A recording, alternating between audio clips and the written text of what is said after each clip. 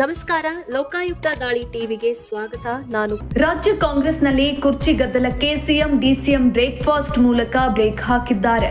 CM DCM ಮನೆಯಲ್ಲಿ breakfast ಆದ್ಮೇಲೆ ಜೋಡೆತ್ತುಗಳಂತೆ ಒಗ್ಗಟ್ಟು ಪ್ರದರ್ಶಿಸಿವೆ.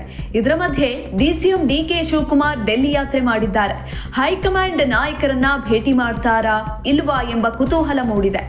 ಗದ್ದುಗೆ ಗುದ್ದಾಟ ವಿಪಕ್ಷಗಳ ಕೆಂಗಣಿಗೂ ಗುರಿಯಾಗಿದೆ. ಡಿಸಿಎಂ ಡಿಕೆ ಶಿವಕುಮಾರ್ ದಿಢೀರ್ ದೆಹಲಿ ಯಾತ್ರೆ ಮಾಡಿದ್ದಾರೆ. ಕುರ್ಚಿ ಕದನಕ್ಕೆ ತಾತ್ಕಾಲಿಕ ಬ್ರೇಕ್ ಬೀಳ್ತಿದ್ದಂತೆ ರಾಷ್ಟ್ರ ರಾಜಧಾನಿಗೆ ತೆರಳಿದ್ದಾರೆ. ಈ ಬಾರಿ ಡೆಲ್ಲಿಗೆ ಹೋಗಿರುವುದು ರಾಜಕೀಯಕ್ಕೋ ಸರ್ಕಾರದ ಕೆಲಸಕ್ಕೋ ಎಂಬ ಪ್ರಶ್ನೆ ಮೂಡಿದೆ.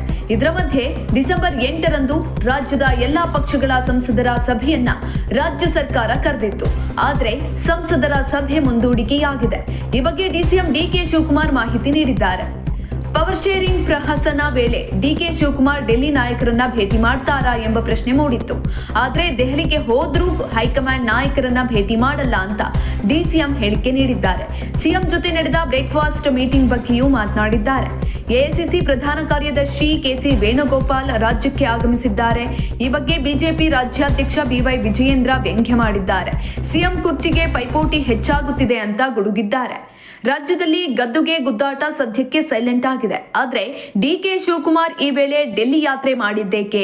ಹೈಕಮಾಂಡ್ ನಾಯಕರನ್ನ ಭೇಟಿ ಮಾಡಲ್ಲ ಅಂದ್ಮೇಲೆ ರಾಷ್ಟ್ರ ರಾಜಧಾನಿಗೆ ಪಯಣಿಸಿದ್ದೇಕೆ? ಇದೆಲ್ಲವೂ ಕುತೂಹಲಕ್ಕೆ ಕಾರಣ.